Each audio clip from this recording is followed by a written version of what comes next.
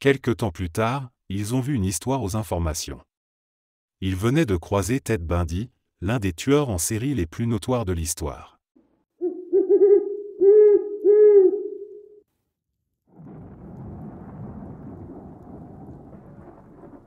Il y a une vingtaine d'années, mon cousin a pris un autostoppeur sur le bord de la route. Le gars avait l'air sympa, rien d'inquiétant. Sur le chemin, mon cousin commence à avoir faim et décide de s'arrêter dans un McDonald's. Par gentillesse, il offre aussi un petit déjeuner à l'autostoppeur. Une fois le repas terminé, il reprend la route et dépose le passager à l'endroit où celui-ci avait demandé. Pour mon cousin, ce n'était rien de plus qu'une bonne action, une journée ordinaire. Le lendemain matin, alors qu'il regarde les informations, mon cousin reste figé devant l'écran. Le visage de l'homme qu'il avait pris en stop apparaît aux actualités. C'était un tueur en série. Cet homme avait l'habitude de tuer les conducteurs qui le prenaient en autostop. Il venait d'assassiner la personne qui l'avait conduit après mon cousin. Choqué, mon cousin appelle immédiatement la police et est convoqué au commissariat. Là-bas, les enquêteurs lui expliquent que cet homme avait déjà tué plusieurs chauffeurs dans des circonstances similaires. C'était sa méthode, il faisait du stop, montait dans la voiture et tuait son bienfaiteur. Quand ils ont interrogé le tueur pour savoir pourquoi il avait épargné mon cousin, sa réponse a laissé tout le monde perplexe. J'avais prévu de le faire, mais il était vraiment gentil. Il m'a offert un petit déjeuner. Je ne pouvais pas tuer quelqu'un qui m'avait offert un repas. Ce geste anodin, un simple petit déjeuner, avait sauvé la vie de mon cousin.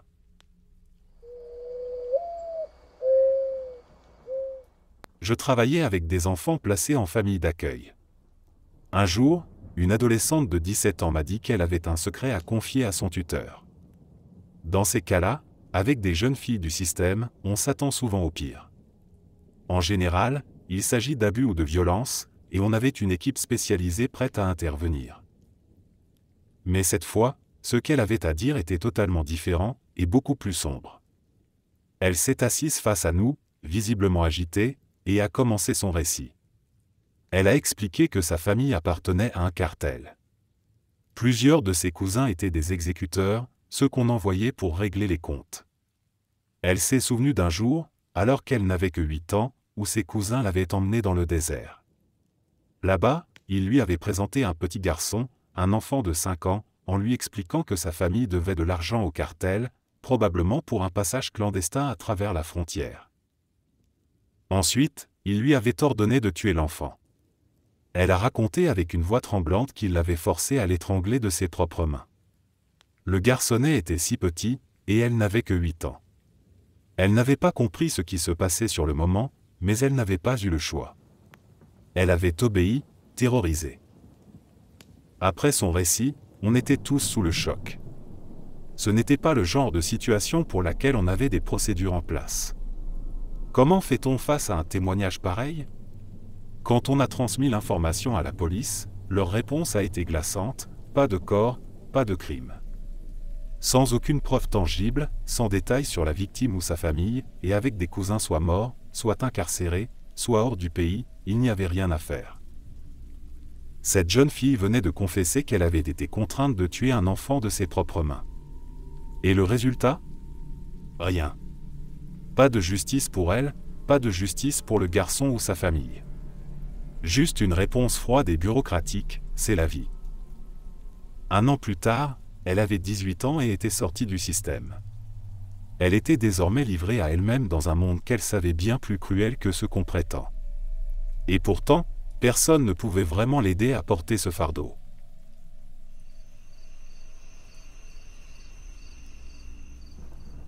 Mon arrière-grand-père est rentré de la Seconde Guerre mondiale profondément marqué, souffrant de ce qu'on appelait à l'époque le choc des obus, aujourd'hui connu comme un trouble de stress post-traumatique. À son retour, mon arrière-grand-mère a refusé de partager le même lit que lui. Chaque nuit, il se réveillait en sueur, répétant sans cesse « Non, ne tue pas Tom ». Ces mots, elle les a entendus des centaines de fois. C'était ce qu'il avait crié juste avant de voir son ami d'enfance, Tommy, se faire tuer sous ses yeux. Heureusement, avec le temps et un accès à une forme de thérapie, il a réussi à aller mieux. Il n'a jamais complètement oublié, bien sûr, mais il pouvait fonctionner, même si les séquelles physiques et psychologiques étaient toujours là. À cause de blessures subies pendant la guerre, il était en fauteuil roulant. Je l'ai toujours connu ainsi, jusqu'à mes 11 ans. Je me souviens particulièrement d'un Noël. Toute la famille était réunie autour de la table, un moment joyeux comme on les aime. Mon arrière-grand-père était là, dans son fauteuil, silencieux comme souvent, observant les conversations et les rires des autres. Alors qu'on mangeait, mon grand-père son fils a remarqué quelque chose. « Ça va, papa ?» lui a-t-il demandé. Il n'a pas répondu tout de suite. Et puis, soudainement, il a éclaté en sanglots. Il s'est mis à crier d'une voix forte, presque déchirante, « Ne tue pas Tommy !» Son cri a résonné dans la pièce, glaçant tout le monde. Il a continué à pleurer, inconsolable, tandis que le reste de la famille était figé, incapable de dire quoi que ce soit. Même si des décennies s'étaient écoulées depuis la guerre, le poids de ce souvenir était toujours là, comme une blessure jamais complètement refermée.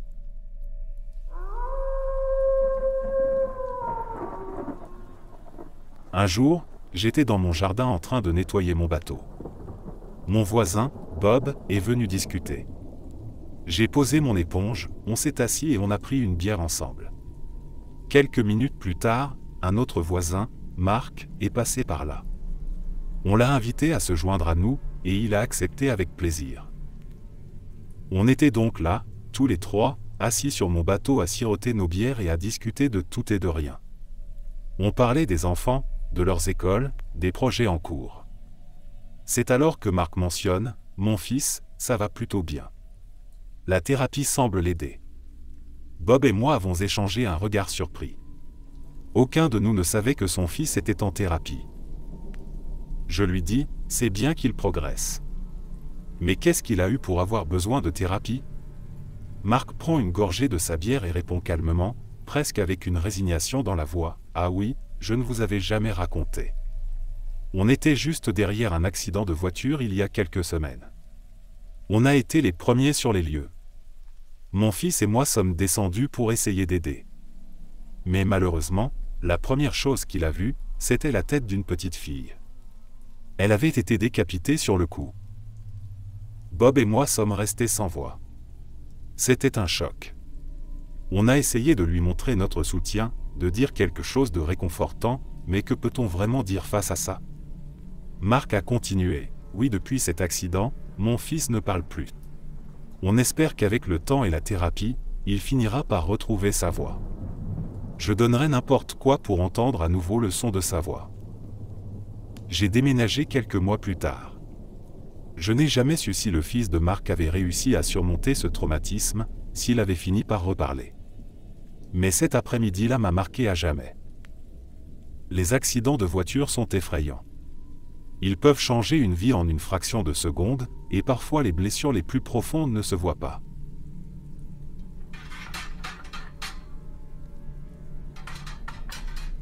Quand j'étais enfant, il y avait un voyeur dans notre quartier. Mais ce qui était étrange, c'est qu'on savait tous qui c'était, un homme un peu plus âgé que nous, nommé Ralph, qui habitait à quelques rues de là. Il avait toujours une cigarette à la main, fumant comme une cheminée. On le savait parce qu'il s'était fait attraper une fois, au tout début, par un voisin. Ralph était monté sur leur toit grâce à une échelle laissée contre la maison après des travaux, et il regardait à travers leur puits de lumière. Mais après cet incident, il était devenu insaisissable, comme un fantôme. Les gens trouvaient parfois des empreintes de chaussures et des mégots de cigarettes sous leurs fenêtres. Certains sentaient une odeur de tabac dans l'air ou apercevaient, au loin, la lueur rougeoyante de sa cigarette dans les bois environnants. Parfois, des pères furieux ou des adolescents courageux essayaient de le poursuivre après l'avoir aperçu dans l'obscurité, mais Ralph se déplaçait comme un cerf dans la forêt, rapide et impossible à rattraper.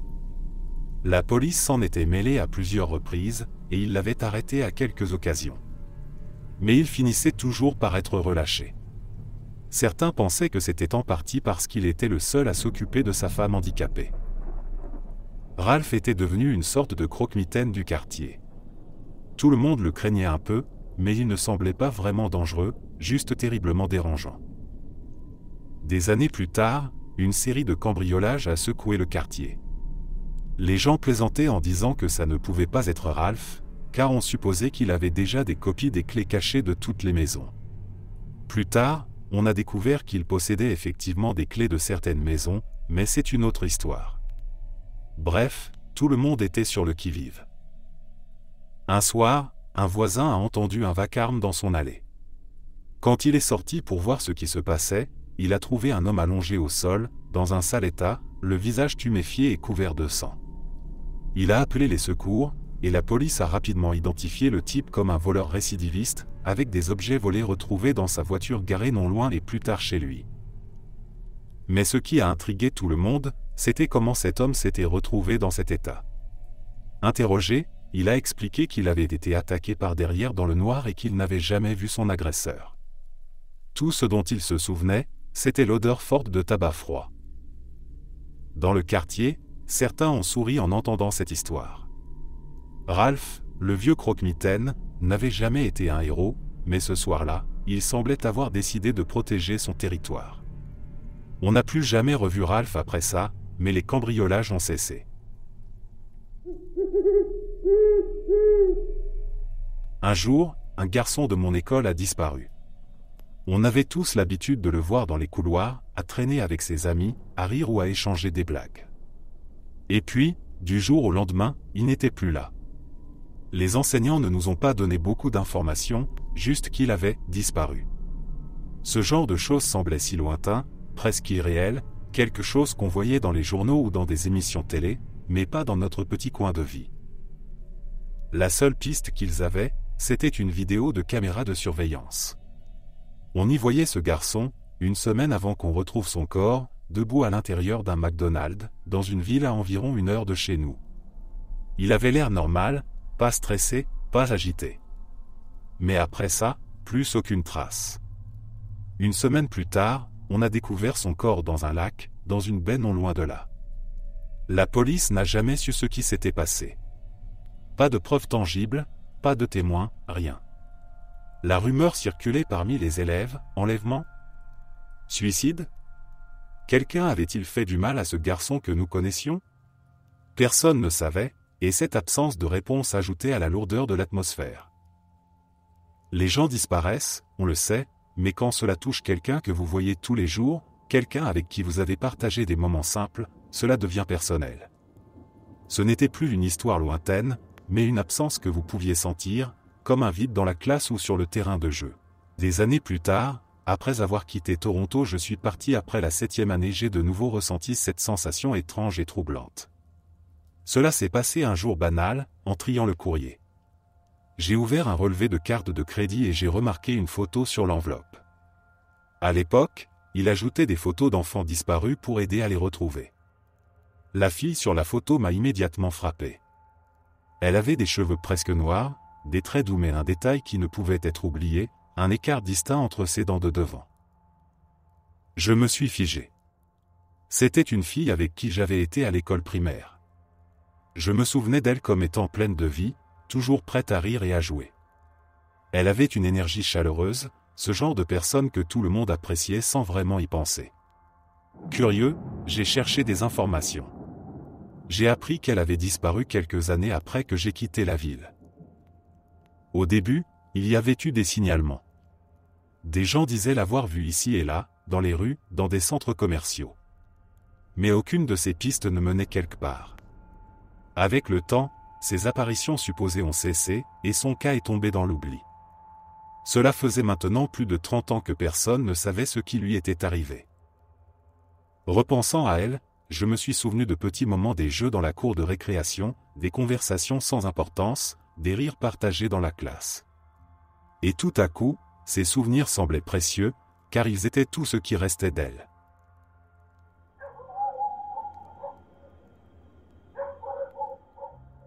Il y a quelques étés, je faisais une randonnée en descendant après 2 semaines de travail sur un sentier dans le Colorado. On avait passé ces jours à entretenir les chemins, à réparer les zones endommagées, et à dégager les passages pour les randonneurs à venir. Alors qu'on terminait notre descente, fatigué mais satisfait, un homme qui montait s'est arrêté pour discuter avec nous. Il avait l'air enthousiaste, probablement excité à l'idée de faire le sommet. Il nous a demandé si quelqu'un avait déjà réussi à atteindre le sommet cette saison. On lui a répondu que, oui, la première ascension de la saison avait eu lieu quelques jours auparavant. On lui a souhaité bonne chance et on a poursuivi notre chemin, le laissant derrière nous avec son énergie et sa détermination. Le lendemain, un ami à moi, qui randonnait dans la même région, a remarqué un hélicoptère qui tournoyait au-dessus de la montagne. Intrigué, il s'est approché et a découvert que c'était une opération de secours. Malheureusement, elle ne visait pas à sauver quelqu'un, mais à récupérer le corps d'un randonneur. L'homme que nous avions croisé avait pris un mauvais couloir pour redescendre. La pente était traîtresse, et il avait perdu pied, chutant mortellement. Cette nouvelle m'a profondément marqué. Je ne pouvais pas m'empêcher de penser à lui, à la brève conversation qu'on avait eue. Il semblait tellement plein d'énergie, prêt à affronter le défi du sommet, confiant dans sa capacité à le faire. Rien dans son attitude ou dans son ton ne laissait présager une telle fin.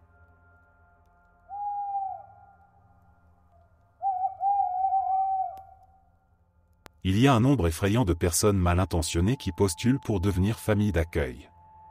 Ces gens savent que le système est surchargé, qu'il y a trop d'enfants et pas assez de contrôle.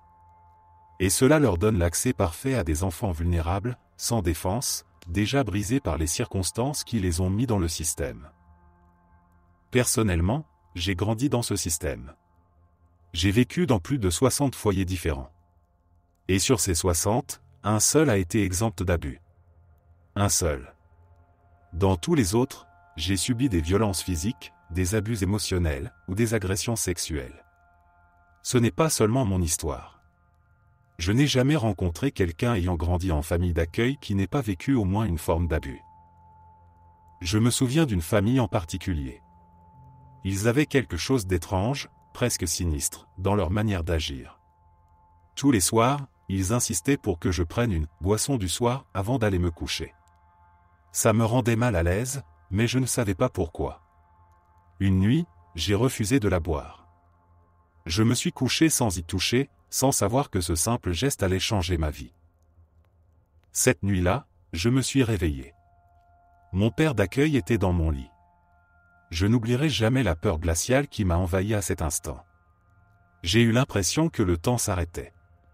Le lendemain matin, j'ai trouvé la force de parler. J'ai raconté tout ce qui s'était passé aux services sociaux. Mais personne ne m'a cru.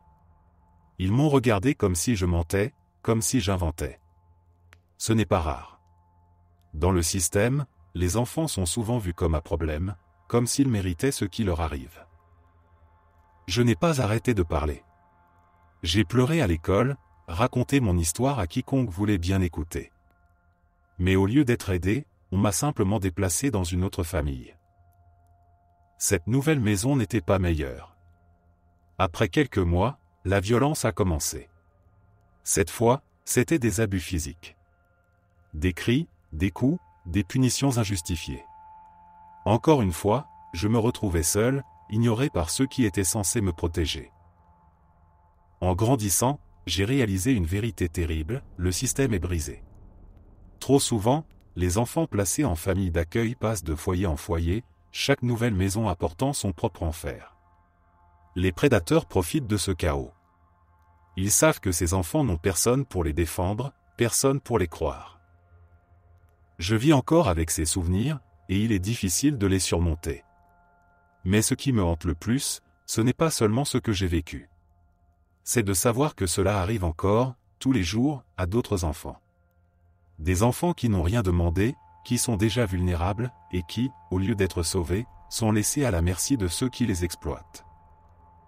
Le silence ne fait qu'empirer les choses. Si vous lisez ceci, sachez que les enfants en famille d'accueil ne sont pas simplement des statistiques ou des cas difficiles. Ce sont des êtres humains, avec des blessures que le temps ne peut pas effacer. Ils méritent qu'on se batte pour eux, qu'on les écoute, et qu'on leur offre enfin la sécurité qu'ils n'ont jamais eue.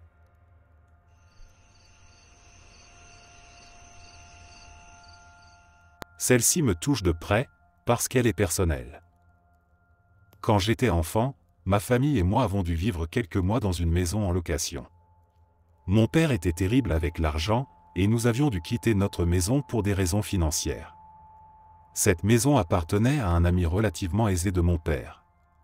Ce dernier traversait une période compliquée. Il était en plein divorce parce que sa femme avait développé une grave dépendance aux drogues. Grâce à cette situation, mon père avait réussi à négocier un loyer très bas pour que nous puissions y rester temporairement. C'était près de Noël, et une nuit, je me suis réveillé dans un état groggy, un peu confus, comme on l'est après un sommeil profond. Dans l'obscurité de la pièce, j'ai vu une femme, vêtue de blanc, fouillant dans les tiroirs de l'autre côté de la chambre. Au début, j'étais trop endormi pour comprendre ce qui se passait. Je devais avoir fait un bruit ou bougé, car elle s'est retournée vers moi brusquement. Avant que je ne puisse réagir, elle s'est précipitée vers mon lit. Doucement, presque maternellement, elle m'a chuchoté « Rendors-toi, petit garçon ». Étrangement, c'est exactement ce que j'ai fait. Je me suis rendormi, comme si son murmure avait eu un effet magique sur moi. Je n'ai pas eu peur sur le moment, et dans ma tête d'enfant, je me suis convaincu que ce n'était qu'un rêve bizarre. Je me souviens vaguement qu'elle ressemblait un peu à Liza Minnelli, ce qui, pour une raison quelconque, m'a marqué. Le lendemain matin, je me suis réveillé, mais l'atmosphère dans la maison était différente. Mes parents étaient étrangement tendus. Ils cherchaient quelque chose. Je les ai entendus parler dans la cuisine, leur ton inquiet, presque frustré. À un moment, l'un d'eux a dit quelque chose comme « Je n'arrive pas à savoir ce qui a disparu ou ce qui est encore là ». Sur le moment, je n'ai pas compris. Ce n'est que bien plus tard, en grandissant, que tout a fait sens. La femme que j'avais vue cette nuit-là n'était pas un rêve. C'était l'ex-femme de l'ami de mon père, celle qui avait sombré dans la drogue. Elle était probablement entrée avec une clé qu'elle avait gardée. Et moi, à 9 ans, je l'avais vue, mais je n'avais rien dit, rien fait. J'avais juste obéi à ses mots doux, me rendormant sans comprendre ce qui se passait vraiment.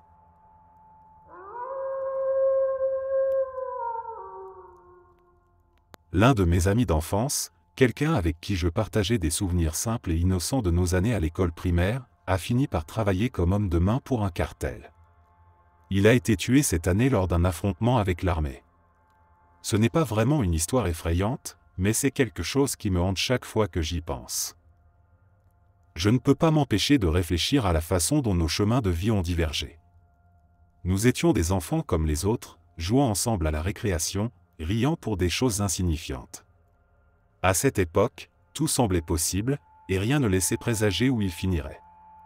Aujourd'hui, je suis heureux. Ma vie est stable, émotionnellement et financièrement.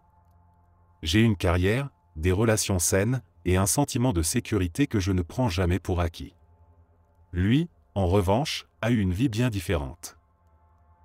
Très jeune, il a commencé à avoir des problèmes de dépendance à la drogue. Je ne sais pas exactement ce qui l'a poussé dans cette direction, peut-être un environnement familial difficile, ou simplement de mauvaises influences au mauvais moment. Ce que je sais, c'est que ces choix l'ont conduit à s'associer avec les mauvaises personnes, au mauvais endroit, dans un contexte où les cartels règnent par la peur et la violence. J'ai appris sa mort presque par hasard, dans une conversation avec quelqu'un qui connaissait sa famille. Apparemment, il avait été pris dans une fusillade contre l'armée, un affrontement brutal qui, selon les rumeurs, avait duré des heures. Son nom était devenu juste un autre chiffre dans la longue liste des morts liés au cartel, mais pour moi, c'était plus que ça. C'était le garçon avec qui j'avais échangé des cartes à collectionner et partagé des goûters. C'était quelqu'un qui avait ri aux mêmes blagues idiotes que moi, qui avait des rêves, même si je ne saurais jamais lesquels. Ce qui me dérange le plus, c'est de penser à ce qu'il aurait pu devenir. Et surtout, à quel point une série de mauvais choix ou de circonstances malheureuses peut changer le cours d'une vie entière. Parfois, je me demande, est-ce qu'il pensait encore à ses années d'école? Est-ce qu'il regrettait ce qu'il était devenu? Ou bien était-il trop englué dans ce monde pour envisager une autre vie? Je ressens une immense tristesse pour lui, mais aussi une profonde gratitude pour ma propre vie.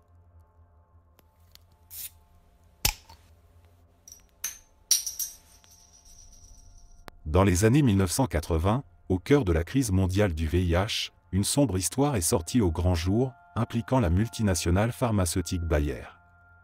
Alors que la science et la médecine cherchaient désespérément à contenir cette épidémie dévastatrice, Bayer s'est retrouvé mêlé à un scandale glaçant. La société, consciente que certains de ses médicaments étaient contaminés par le VIH, a pris la décision de continuer à les vendre. Pas dans les pays développés, où les régulations étaient strictes et les risques de poursuite plus élevés, mais en Amérique du Sud et dans d'autres régions où les populations vulnérables avaient moins de moyens de se défendre. Ces médicaments, des produits dérivés du sang, étaient principalement utilisés pour traiter les hémophiles. Malheureusement, en raison d'un manque de dépistage efficace et de précaution dans le processus de fabrication, certaines de ces fournitures étaient contaminées par le VIH. Lorsque le problème a été découvert, Bayer a rapidement cessé de vendre ses produits sur les marchés américains et européens, mais, pour éviter des pertes financières, la société a continué à écouler les stocks dans les pays en développement, où les régulations étaient plus laxistes et la surveillance presque inexistante. Le résultat fut catastrophique. Des centaines de milliers de personnes, souvent des enfants atteints d'hémophilie, ont été infectés par le VIH après avoir utilisé ces produits. Des familles entières ont été détruites, des vies brisées, tout cela à cause d'une décision froide et calculée de maximiser les profits. Quand cette pratique a été révélée au grand public, un tollé international s'est élevé. Bayer a été traîné devant les tribunaux dans plusieurs pays et condamné à des amendes. Mais ces sanctions financières, bien que significatives sur le papier, étaient dérisoires en comparaison des profits que l'entreprise avait réalisés grâce à ses ventes. En fin de compte, Bayer a continué à prospérer. Pour eux, le coût de tuer des innocents et de provoquer une épidémie dans des communautés déjà vulnérables n'était qu'une ligne de plus dans leur bilan financier.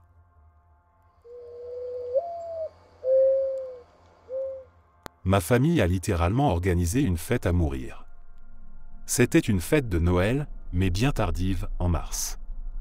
On avait décidé de rattraper le temps perdu et d'inviter quelques voisins à se joindre à nous, notamment un couple âgé qui habitait dans notre rue.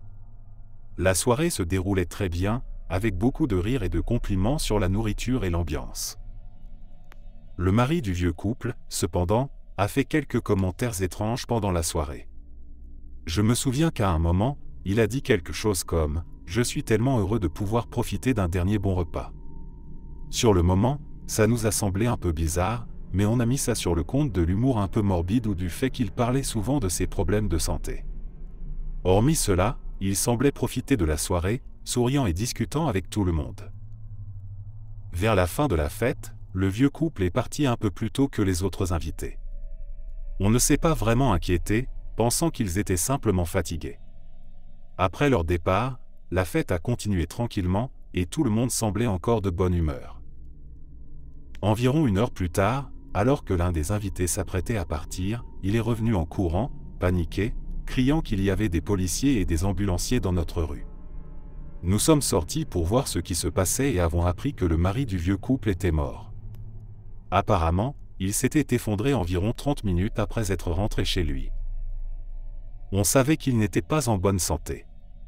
Pendant la soirée, c'était même un sujet de conversation, tout le monde disait que ses jours étaient comptés à cause de ses nombreuses complications médicales. Mais personne ne pensait que ça arriverait aussi rapidement, et encore moins après une soirée aussi joyeuse. Le reste de la soirée a pris un ton étrange et mélancolique. On se souvenait de ces mots, un dernier bon repas, et cela nous paraissait maintenant presque prophétique. Certains invités se demandaient même si la fête l'avait trop épuisé, mais en vérité, il semblait heureux d'être là. Peut-être qu'il savait que c'était l'un de ses derniers moments et qu'il voulait le passer entouré de gens, dans une ambiance chaleureuse.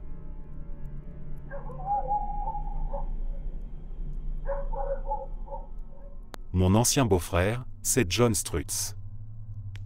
C'était le petit frère de mon ex-mari. De 1998 à environ 2004, il a vécu avec nous. Je le connaissais donc bien, du moins à l'époque. En 2009, il a commis un acte inimaginable, il a tué sa femme, Kristen. Ce qui a rendu cette histoire encore plus horrible, c'est la manière dont cela a été découvert. La police n'a retrouvé que le torse de Kristen. John avait tenté de se débarrasser du reste du corps, mais pour une raison étrange et totalement incompréhensible, il avait laissé son torse dans une poubelle posée sur le trottoir, attendant d'être ramassé lorsque les policiers sont arrivés. Ce qui rend cette histoire encore plus troublante pour moi, c'est le souvenir que j'ai de John. Il était bien plus gentil que son frère, mon ex-mari. Mais il était aussi incroyablement naïf et, pour être franche, pas très intelligent. Le genre de personne qui ne prenait pas une seule décision sans demander conseil à son frère aîné. Quand j'ai entendu l'histoire qu'il avait racontée à la police, une histoire tordue et invraisemblable, pleine de détails absurdes, cela m'a immédiatement semblé familier.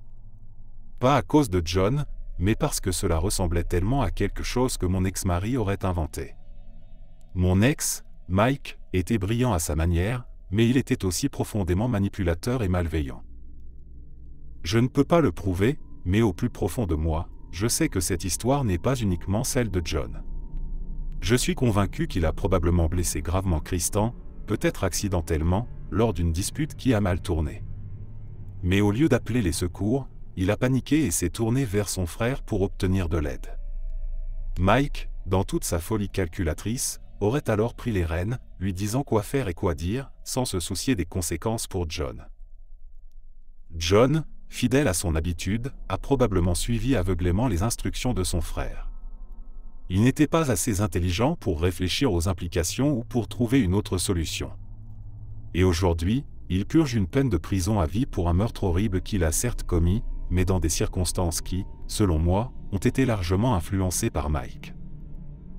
Ce qui me révolte encore plus, c'est que Mike, le cerveau derrière tout cela, du moins selon moi, s'est lavé les mains de l'affaire. Il a changé de nom et a coupé tout contact avec John.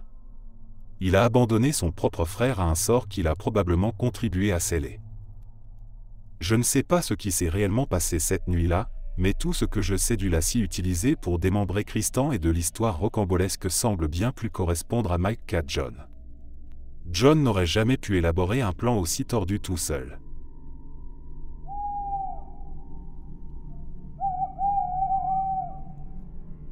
Un gars avec qui je travaillais autrefois a été assassiné et démembré par son partenaire de crime. Ce dernier a été arrêté alors qu'il conduisait tranquillement le véhicule de la victime en pleine ville, comme si de rien n'était. Cette histoire me revient souvent en tête, surtout quand je me remémore une conversation que j'avais eue avec lui quelques années avant sa mort. On discutait ce jour-là des permis de port d'armes dissimulés et de la manière dont cela pourrait fonctionner dans un lieu de travail. Je m'intéressais au sujet, et il m'avait raconté une histoire personnelle qui m'avait beaucoup marqué. Il m'a expliqué que son ex-femme avait comploté pour le tuer.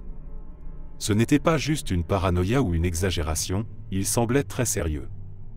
Pour se protéger, il avait travaillé avec la sécurité de son campus pour pouvoir porter une arme à feu en toute légalité. Il m'a raconté comment cette expérience l'avait marqué, comment il était constamment sur ses gardes, surveillant ses arrières. À l'époque, je me souviens avoir pensé qu'il avait eu beaucoup de chances d'échapper à une situation aussi dangereuse. Et pourtant, quelques années plus tard, c'est une toute autre menace, totalement inattendue, qui lui a coûté la vie. Il a été assassiné par quelqu'un qu'il considérait probablement comme un complice ou un allié. Ce partenaire de crime l'a tué, a démembré son corps, et a ensuite continué sa vie comme si de rien n'était.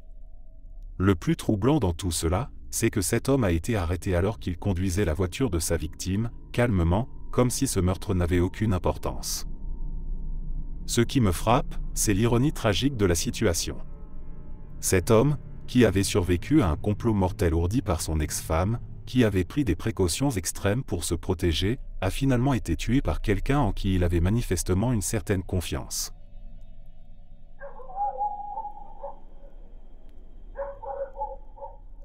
Un soir, alors que j'étais déjà au lit, ma petite amie du lycée m'a appelé en urgence. Sa voix tremblait et elle m'a dit que quelque chose de grave s'était passé. Elle n'était pas très claire sur les détails, mais elle semblait terrifiée et m'a demandé de venir chez elle. Je suis descendu prévenir mes parents, leur expliquant que je devais y aller, puis j'ai pris la voiture et je me suis dirigé vers sa maison. Quand je suis arrivé en haut de sa rue, un policier avec ses gyrophares allumés m'a arrêté. Il m'a demandé où j'allais, et je lui ai raconté que ma petite amie m'avait appelé, paniqué. Après un instant d'hésitation, il m'a laissé passer. Alors que je continuais ma route, j'ai vu des lumières clignotantes et des voitures de police garées dans le cul-de-sac où elle vivait. Mon cœur s'est mis à battre plus fort. Je me suis garé et, à peine sorti de ma voiture, ma petite amie a couru vers moi depuis sa maison. Elle était bouleversée, presque hystérique, mais elle a réussi à m'expliquer ce qui s'était passé. Un homme avait pénétré par effraction dans la maison de ses voisins et avait attaqué la femme qui y vivait. Il l'avait frappée avec un objet lourd, la blessant gravement. Dans un acte désespéré, elle avait réussi à fuir et s'était précipitée vers la maison de ma petite amie. Elle avait tambouriné frénétiquement à la porte, laissant des traces de sang sur le chemin. Le père de ma petite amie était absent cette nuit-là, donc c'est sa mère qui avait ouvert la porte. La voisine, ensanglantée et à bout de force, s'était effondrée dans le hall d'entrée. Avant que sa mère ne comprenne ce qui se passait, elle a vu l'agresseur remonter l'allée, se dirigeant directement vers leur maison.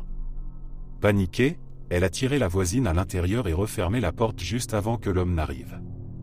Mais il a frappé la porte avec son outil, brisant la petite vitre située en haut. Sa mère s'était mise à hurler, et, sans raison apparente, l'agresseur s'était retourné et avait disparu dans la nuit, remontant tranquillement la rue. J'ai passé la nuit chez eux ce soir-là, mais pas seul. 2 ou 3 policiers étaient restés dehors dans leur voiture, surveillant les lieux. Le matin, en sortant de ma chambre, j'ai vu la scène du hall d'entrée. Il y avait encore du sang qui s'était accumulé sur le sol, des éclaboussures maculant le haut de la porte et la vitre brisée. C'était comme un décor sorti d'un cauchemar. L'agresseur n'a jamais été identifié. Les autorités n'ont trouvé aucune piste solide, et le mobile de cette attaque est resté un mystère. C'était totalement aléatoire. La voisine, heureusement, a survécu. Elle a dû subir des agrafes pour refermer les blessures sur son crâne, mais elle n'a pas gardé de séquelles physiques majeures, mis à part des cicatrices. Peu après l'incident, elle a déménagé, cherchant probablement à oublier cette nuit traumatisante.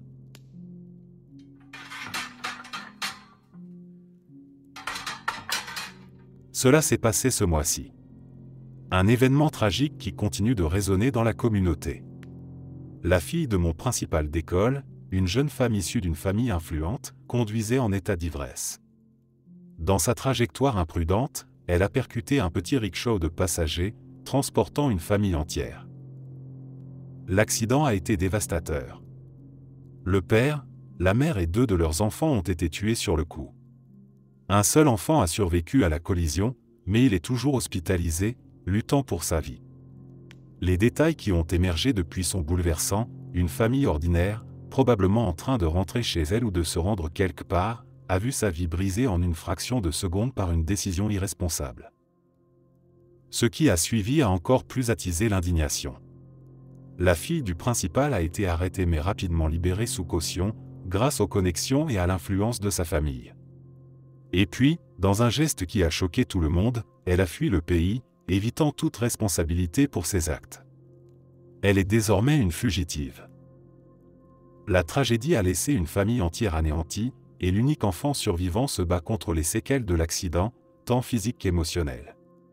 Pendant ce temps, celle qui a causé tout cela est introuvable, protégée par des privilèges que les victimes n'avaient pas.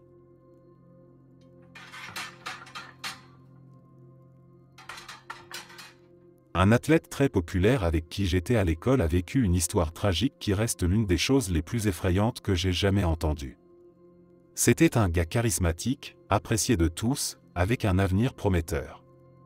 Il s'était marié avec son amour de lycée, une fille qu'il connaissait depuis des années. Ensemble, ils ont eu 3 enfants, une belle petite famille qui semblait parfaite de l'extérieur. Mais il y avait un côté sombre à cette histoire. Il avait une liaison avec une femme venue de Suède, une relation dont peu de gens étaient au courant. D'après ce qu'on a appris plus tard, cette femme aurait réussi à le convaincre de commettre l'impensable, tuer toute sa famille. Au moment des faits, il prenait des antidépresseurs et semblait ne pas agir comme lui-même. Ceux qui le connaissaient remarquaient qu'il avait changé, qu'il n'était plus le garçon joyeux et équilibré qu'ils avaient connu. Mais personne n'aurait pu imaginer ce qui allait se produire. Un jour, dans ce qui semblait être un accès de folie, il a tué sa femme et ses 3 enfants. La brutalité de cet acte a laissé tout le monde sous le choc. Comment quelqu'un qui avait tout, une belle famille, une carrière stable, des souvenirs heureux, pouvait-il faire quelque chose d'aussi monstrueux? Après avoir tué sa famille, il a pris un vol pour la Suède. Là-bas, il a retrouvé la femme avec qui il avait une liaison. Mais l'histoire ne s'est pas arrêtée là, il l'a tuée elle aussi. Comme si cela faisait partie d'un plan final, ou peut-être parce qu'il se rendait compte de l'horreur de ses actes. Peu de temps après, il s'est suicidé, mettant un terme à une spirale de violence incompréhensible. Quand j'ai entendu cette histoire, j'étais sous le choc. Ce n'était pas juste une tragédie qu'on lit dans les journaux ou qu'on voit à la télévision. Je connaissais ce gars. J'avais grandi avec lui. C'était quelqu'un de gentil, qui avait de bons parents, une enfance stable. Rien, absolument rien dans son passé, ne laissait présager une telle descente dans l'horreur.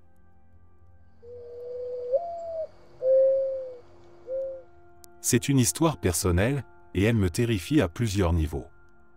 Mais ce qui m'effraie le plus, je l'expliquerai à la fin. Au début de l'année 2007, mon père semblait en parfaite santé. Il travaillait avec son médecin traitant pour contrôler son cholestérol, et tous les tests, y compris les électrocardiogrammes, montraient que son cœur allait bien. Il faisait des efforts pour adopter un mode de vie plus sain, et l'avenir semblait prometteur. Mais lors d'un voyage d'affaires en Corée du Sud, il a attrapé une souche particulièrement agressive de la grippe. 2 semaines après son retour, il en souffrait encore. Et comme un acharné ou un idiot, selon la perspective, il n'a pas pris de congé pour se reposer. Pire encore, il a continué à travailler de longues heures, épuisant son corps alors qu'il aurait dû récupérer. Un matin, un collègue l'a trouvé mort à son bureau. Il avait succombé à une massive crise cardiaque.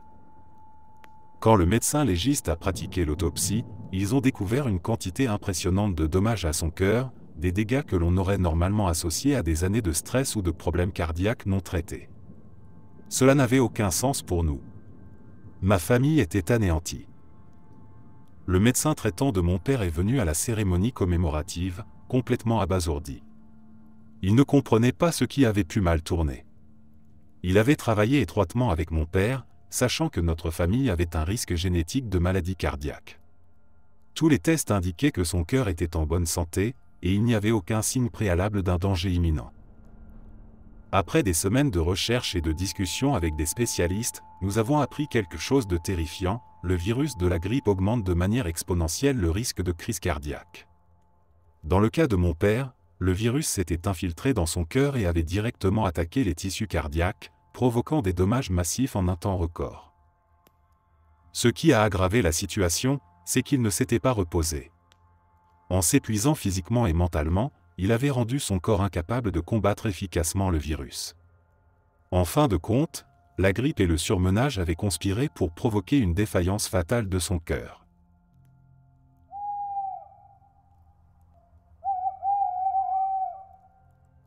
À une époque, j'ai vécu à côté d'un homme âgé. C'était un voisin très aimable.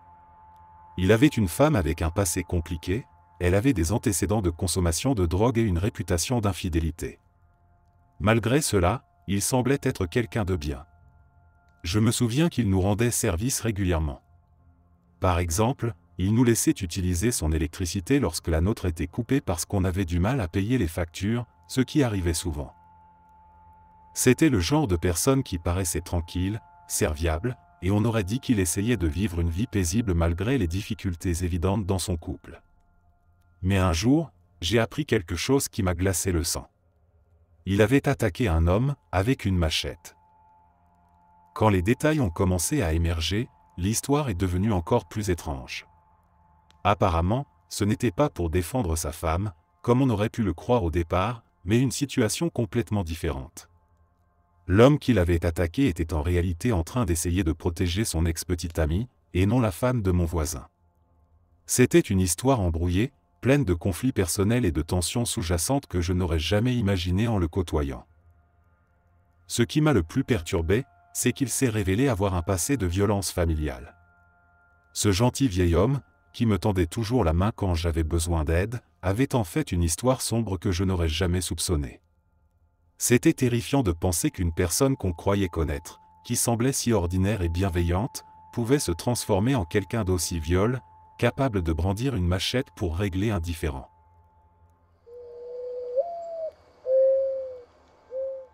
Une amie proche de ma famille, une jeune femme célibataire, a vécu une expérience terrifiante. Cela s'est passé dans les années 80, quand elle a acheté sa toute première maison. C'était une petite maison dans un quartier calme dans ma ville, tous les quartiers étaient calmes à cette époque. Le jour de son emménagement, elle n'avait qu'un petit camion U-Haul rempli de ses affaires. C'était une belle journée d'été, et alors qu'elle déchargeait ses cartons, plusieurs voisins sont venus se présenter.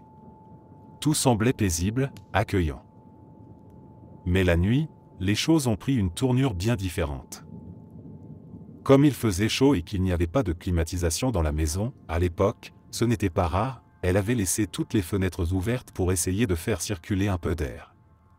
Exténuée par la journée, elle a fini par se rendre dans la chambre du fond, là où son lit était déjà installé. Elle a décidé de s'y allonger juste pour quelques minutes, se disant qu'elle se lèverait ensuite pour continuer à déballer ses affaires. Elle n'a pas allumé les lumières dans la chambre, les lumières du salon et de la cuisine, à l'avant de la maison, étaient encore allumées. Mais une fois allongée, elle a sombré dans le sommeil. Elle ne savait pas combien de temps elle avait dormi quand un bruit l'a réveillée. Encore confuse, elle a eu du mal à comprendre ce qu'elle entendait. Puis, alors qu'elle reprenait ses esprits, la réalité l'a frappée, quelqu'un, dehors, essayait de découper lentement la moustiquaire de sa fenêtre avec une lame de rasoir. Ce bruit, presque imperceptible, était terrifiant dans le silence de la nuit. Elle a rapidement compris ce que cette personne essayait de faire. Il pensait probablement qu'elle était encore dans les parties éclairées de la maison, à l'avant, et tentait de s'introduire discrètement dans la chambre sombre pour l'attendre. Terrifiée, mais aussi incroyablement lucide dans ce moment critique, elle a pris une décision audacieuse. Elle s'est redressée sur son lit et a crié de toutes ses forces. « J'ai mon magnum juste à côté de moi, et si tu ne dégages pas immédiatement, je vais tirer. » Elle a attendu. Quelques secondes de silence, puis elle a entendu des bruits de pas précipités. Celui qui essayait de s'introduire chez elle prenait la fuite, à toute vitesse. Ce qui rend cette histoire encore plus effrayante, c'est qu'elle n'avait aucune arme. Elle n'avait même pas de téléphone fixe, car le service n'était pas encore installé. Et bien sûr, à cette époque, les téléphones portables n'étaient pas courants. Elle était totalement seule, sans aucun moyen de se défendre si son bluff n'avait pas fonctionné.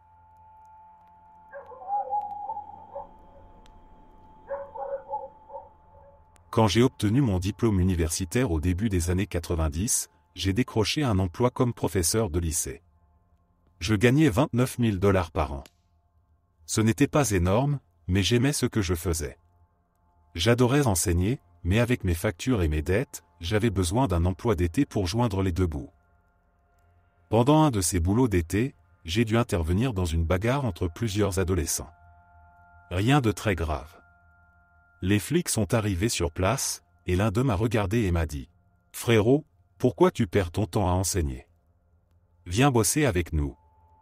Tu gagneras le double avec toutes les heures supplémentaires. » Puis il a ajouté, comme pour minimiser la décision. Et franchement, ce n'est pas comme si tu aurais vraiment à utiliser ton arme. Et si ça arrivait, ce ne serait pas quelqu'un que tu connais ou que tu aimes. Je n'avais pas de gros revenus, des dettes à payer, et les prêts étudiants comme ceux d'aujourd'hui n'existaient pas encore. Alors 1 an plus tard, je portais un uniforme. Je devenais officier de patrouille, en me disant que ce serait une façon de rembourser mes dettes et de me payer des études supérieures. Au début, c'était comme un travail parmi d'autres. Mais un jour, je reçois un appel radio pour demander du renfort. Un suspect, recherché pour homicide, avait pris une famille d'immigrés en otage. Je saute dans ma voiture et je file sur les lieux, le cœur battant. En arrivant, un sergent me donne des instructions. « Viens avec moi. » On prend position dans le jardin derrière, au cas où il essaierait de fuir par l'arrière. On entre dans le jardin. Et soudain, le suspect surgit, courant vers une clôture. Il se retourne, et c'est là que tout bascule. Comme dans un film d'action, il tire plusieurs coups de feu. 2 officiers tombent, moi compris. J'ai été touché, mais dans un réflexe, je riposte. Je tire 4 fois. Je touche le suspect à chaque coup. Et c'est ce jour-là que j'ai tué mon meilleur ami d'enfance. Nous étions inséparables à l'école primaire. On partageait tout, nos rêves, nos rires, nos secrets. Puis, à un moment, il avait déménagé. Mais on restait en contact, se retrouvant tous les 2 ans environ. La vie nous avait éloignés, mais ses souvenirs d'amitié étaient toujours là. Je ne l'avais pas vu depuis 5 ans avant ce jour. Je ne savais rien de la direction que sa vie avait prise. Et ce n'est qu'après l'incident, quand son identité a été confirmée, que j'ai compris ce que j'avais fait. Je revois son sourire chaleureux presque tous les jours.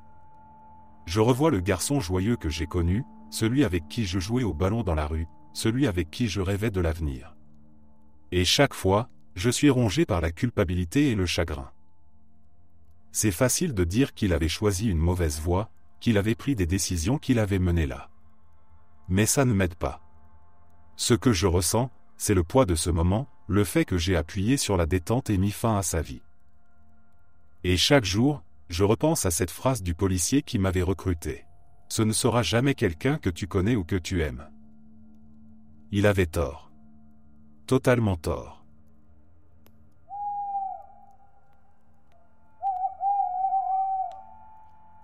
Alors que je rentrais du travail, une petite voiture compacte m'a dépassé à toute vitesse.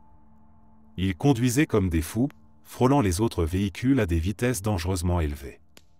Chaque manœuvre était une prise de risque insensée, et je me souviens m'être dit que cela ne finirait pas bien. J'ai décidé d'appeler la police, sentant qu'il n'était qu'une question de temps avant qu'un accident grave ne se produise.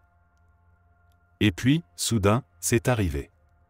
La petite voiture a perdu le contrôle. Elle a percuté violemment les barrières sur le côté de la route, a basculé, et dans un mouvement brutal et inarrêtable, a fini par s'écraser directement contre un camion. Ce qui s'est passé ensuite est gravé dans ma mémoire comme un cauchemar dont je ne peux pas me défaire. Le conducteur a été décapité par la violence de l'impact. 2 autres passagers, un homme et un petit enfant, ont été projetés hors de la voiture par les fenêtres. Ils ont volé à travers les airs avant de s'écraser sur le bitume. Aucun d'eux n'a survécu. L'enfant, en particulier, a été tué d'une manière atroce.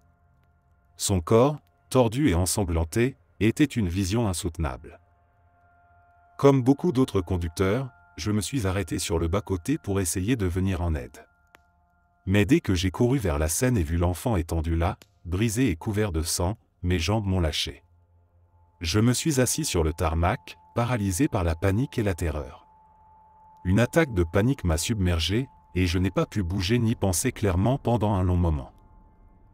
Ce jour-là, quelque chose en moi a changé. La scène de cet enfant ne cesse de me hanter. Je ferme les yeux et je revois ce corps si fragile, détruit par l'imprudence de quelqu'un qui n'aurait jamais dû conduire ainsi, encore moins avec un enfant à bord. À tous ceux qui lisent ceci, si vous conduisez à grande vitesse, avec insouciance, et encore plus si vous avez des passagers, surtout un enfant, allez au diable. Votre folie met en danger des vies innocentes. Rien, absolument rien, ne justifie un tel comportement.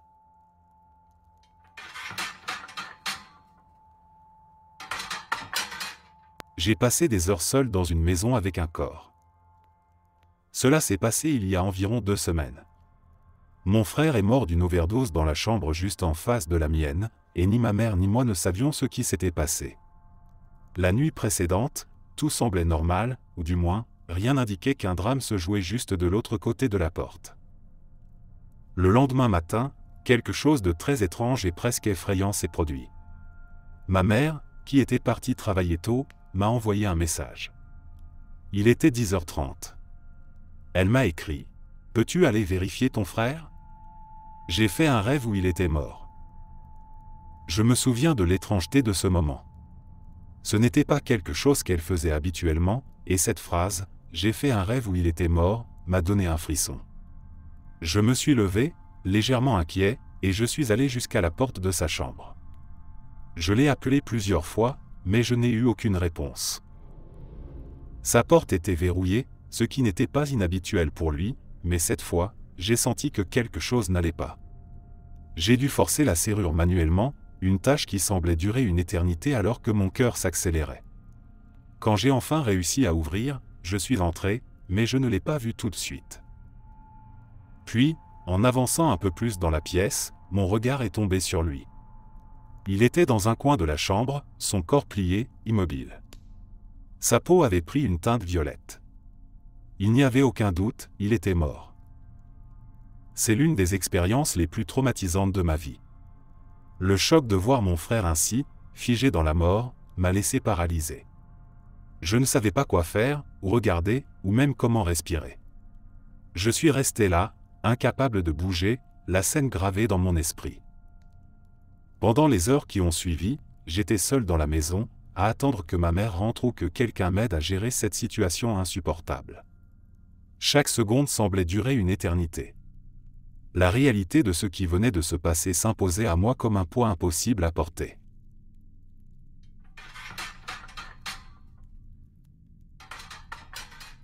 Un bon ami à moi du lycée.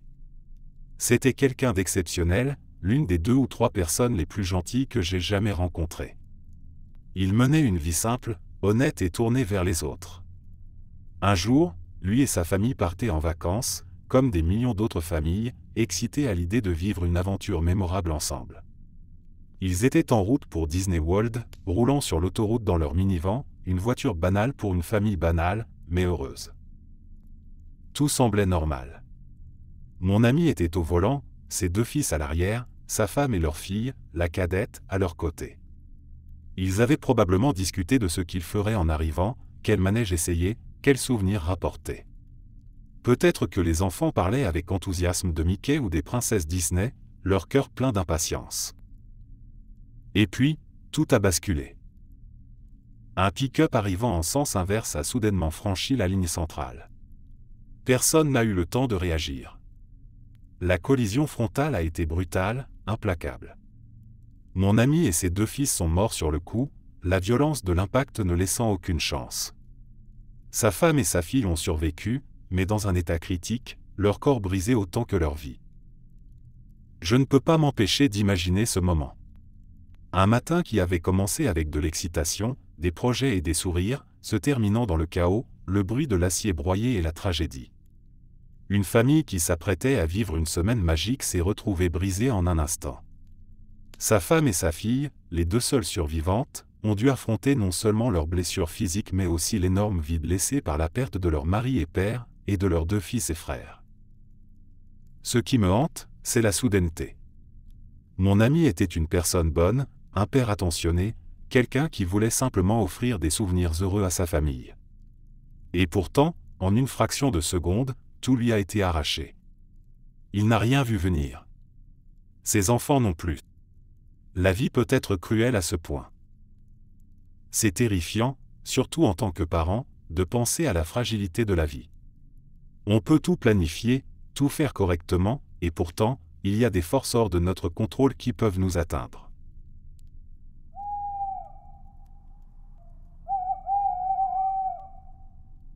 Mon oncle et sa petite amie faisaient de l'autostop dans les montagnes du Colorado. À cette époque, c'était assez courant, et ils ne pensaient pas vraiment aux dangers potentiels. Un homme s'est arrêté pour les prendre en voiture. Ils étaient reconnaissants, car marcher dans les montagnes peut vite devenir épuisant, surtout avec peu de circulation. Après avoir roulé un moment, l'homme a soudainement arrêté la voiture sur le bord de la route. Il a expliqué à mon oncle qu'il pensait avoir roulé sur quelque chose et lui a demandé de vérifier un pneu. Mon oncle, pensant que c'était une requête innocente, est sorti pour jeter un œil. Dès qu'il a mis le pied dehors, l'homme a immédiatement démarré en trombe, emportant avec lui la petite amie de mon oncle. C'est là que la situation a pris une tournure terrifiante. L'homme a sorti une arme et l'a braquée sur elle, la menaçant. Mais sa petite amie a eu un instinct de survie incroyable. Sans hésiter, elle a ouvert la portière et s'est jetée hors de la voiture en mouvement, préférant risquer de se blesser gravement plutôt que de rester entre les mains de cet homme. Elle a roulé sur la route, se blessant légèrement, mais elle était vivante. Mon oncle, paniqué, a couru dans la direction où la voiture était partie. Miraculeusement, ils ont réussi à se retrouver un peu plus loin, tous les 2 choqués mais vivants. Ils ont essayé de comprendre ce qui venait de se passer. Qui était cet homme? Et pourquoi avait-il agi ainsi? À ce moment-là, ils n'avaient aucune réponse. Ils étaient simplement reconnaissants d'être tous les 2 en sécurité. Quelque temps plus tard, ils ont vu une histoire aux informations.